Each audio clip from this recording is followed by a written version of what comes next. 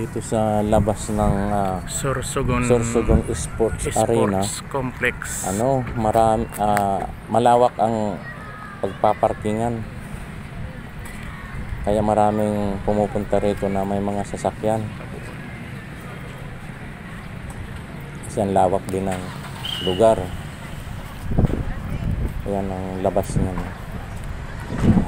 Sorsogon Sport Arena. Maraming nagpupuntahan dyan, pamilya sa lugar na yan. Dito maraming mga nagtitinda sa marami kang mabibili sa mga gilid-gilid kasi maraming nagtitinda rin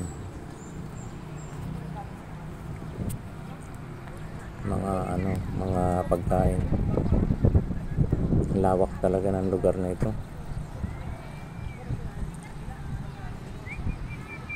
Tingnan nyo ang labas na yan. Yan yung nasa labas ng Sports Arena ng Sorsogon. Pakaganda, malinis ang kapaligiran.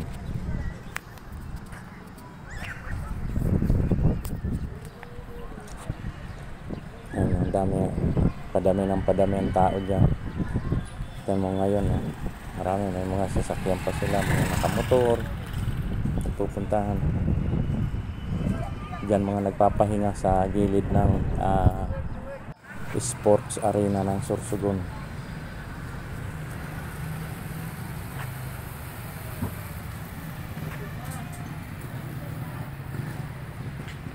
Ayan, tingnan mo ang gilid to. Ganda ng style ng palaruan na yan. Ang loob dyan, napakalawak. Ayan, tingnan nyo ang gilid.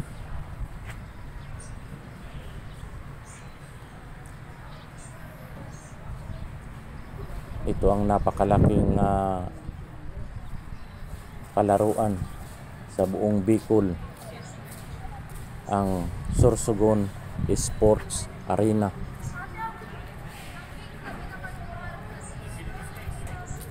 Ayan, tingnan nyo. Yan ang pangalan niya, Sorsogon Sports Arena.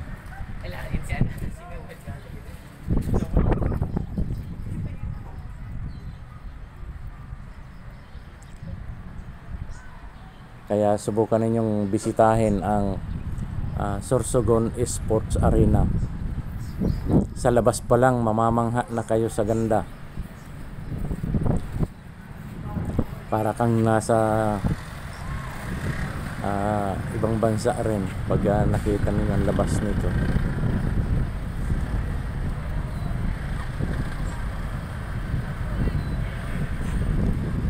Ang lawak nito, guys.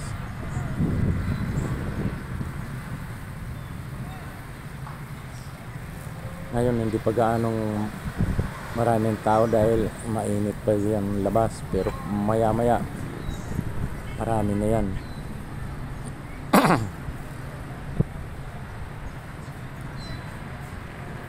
Diyan nagpapagabi yung mga tao kasi presko. Ayan ang harapan. Ayan ang harapan ng Sports Arena na yan. Kaya dinayo ko ang lugar, tiningnan ko, maganda talaga. Hindi ka magsisisi pag nandiyan ka.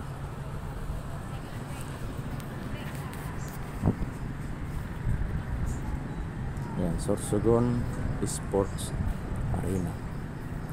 Laking palaruan sa buong Bicol.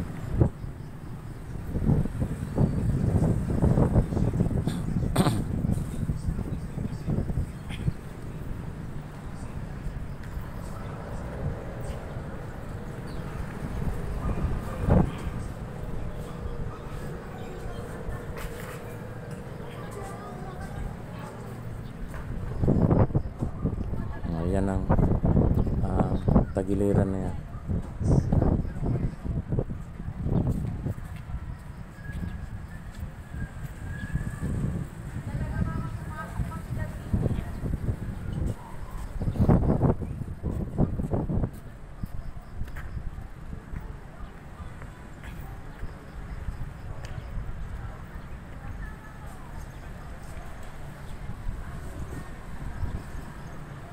Dito lang ito matatagpuan sa Balogo, Sorsogon City.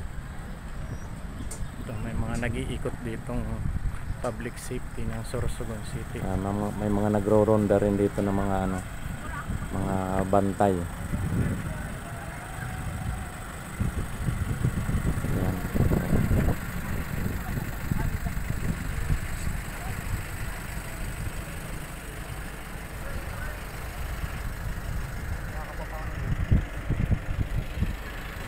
Yan ang pinakang Sorsogon palaruan.